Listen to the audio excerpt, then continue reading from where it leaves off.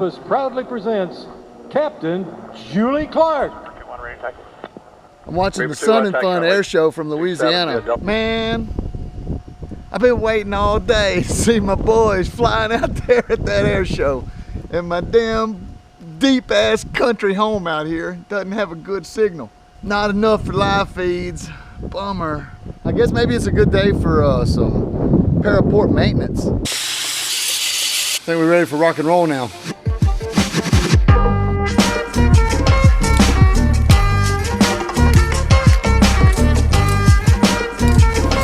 Doesn't stop. He gave me some Star Wars water. Broken and dry and crumbly. So we're gonna fix that bad boy with a new one. Jake.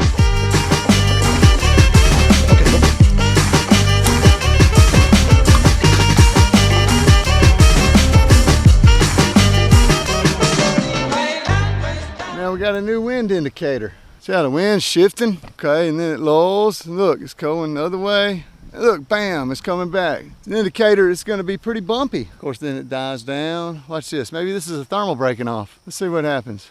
Bird up there, two of them, swallows. They just caught some bugs. So because there's bugs up there and they're chasing them, that means there's a thermal lifting those bugs up most likely. And the windsock is shifted. Thermal just broke away. Big gust just came through and hit real hard. That was like a little dust devil ripping off. Good hard thermal. Just listen to the grass, you can hear it. This is what we call a cloud street in the free flying world. And there's another one over here. It runs with the wind.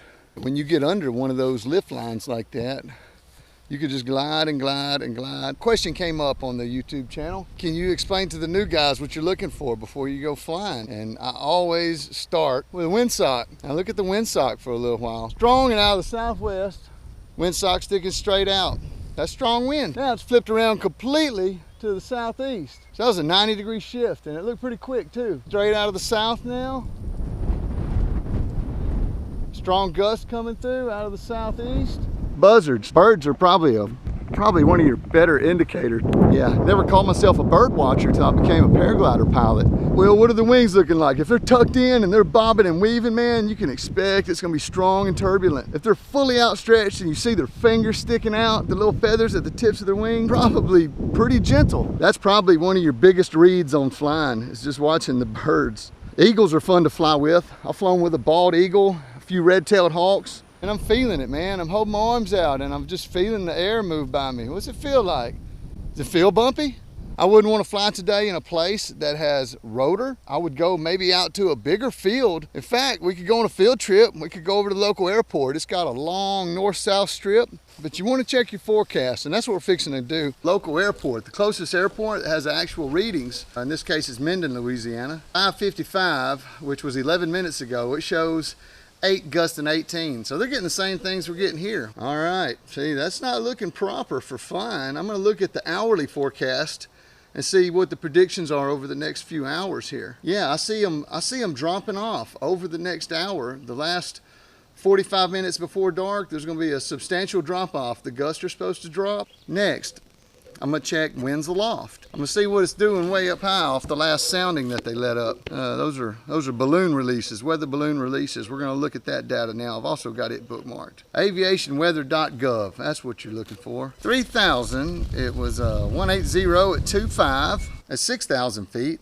210 at 36 knots, so it's honking along pretty good there. I don't know, it may be worth a low flight just playing in the laminar wind for a little while. I mean, if the quality is good, you know, the quantity is not so important. The highest winds I've flown in have been sustained 16 miles an hour. If I don't like it, I don't go, and that should be your feeling on the subject as well. Those are my big checks. Sometimes just chilling at the airport is fun too. Let's give it a shot. It may turn right tonight. We're gonna find out. I got a good feeling about it. Don't remember the last time I saw a man weed eating and smoking a cigarette at the same time. Like maybe something going on over here at the dentist's hangar. Tommy here? Yeah. Oh, okay. I'll say hi to him. We just got back from Kansas and it was a slow ride home. Oh, y'all are headwind bad. Well, I'll let you get off the road, Tommy. Good to see you. Looks like my boy Jake is out here working on his twin. Let's go see what he's doing. Then we'll go look at the air. What you doing? It's my longtime friend Jake Hernsberger. What's going on? Fellow pilot and practically my brother. We grew up together, so I like your seat. I'd be sitting in it going, I don't want to hold you up. It's Sunday evening, it's beautiful. Spring Hill traffic. Paragliding activities will ensue on the taxiway. Spring Hill traffic. Jimmy might have his radio on. Call back. Cow. I'll holler at you in a bit if you're still here. All right, so let's judge the quality of this wind. I'm getting nice and steady out of the south-southeast. The clouds are dissipating. Yeah, it's a go. I had it sort of half-assed mushroomed on the ground, but that's what I get for half-assing something, huh? Oh, nitro machine.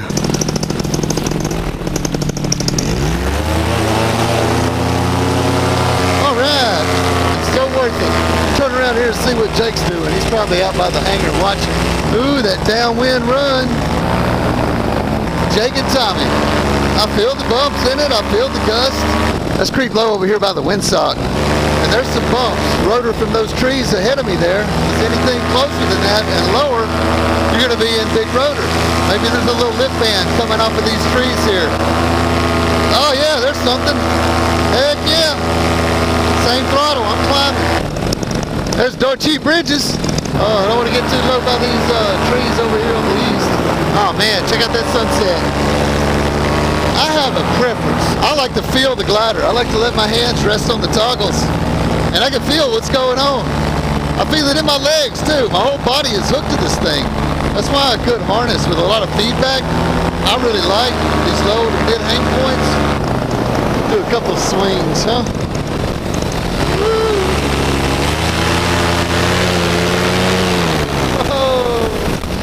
That downwind burst is always kind of cool.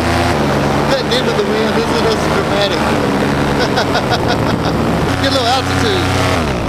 Whoa, that was a big wallop of a bump up here. There it is again. Yeah, that's where the sort of the mixing layer is. As you approach that mixing layer where the slow air is rubbing against the fast air, you're going to have some turbulence, some pretty big turbulence. The faster the wind, the bigger the turbulence in those areas. Somebody out in the yard watching. What's up, neighbor? I wonder if he ever comes outside for an airplane. Let's go up and look at the sunset. Not bad. I feel it bouncing me around. That's all right, though. Bouncing you around and smacking you out of the sky dead are two different things. Let's see if I can do a super extravagant landing over here by this camera. Always leave my motor running in high wind situations. If you take that option away, you put yourself in a corner. You want to fly with options. Just kind of foot drag it in.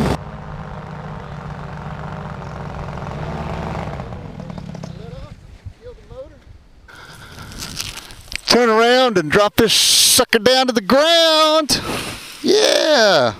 So that was that. That was actually an okay flight. I enjoyed that. I carved it up. If I didn't like what I was seeing, I would not have gone. And you should make those own decisions for yourself. Have any other questions, holler. I may oblige. Call out.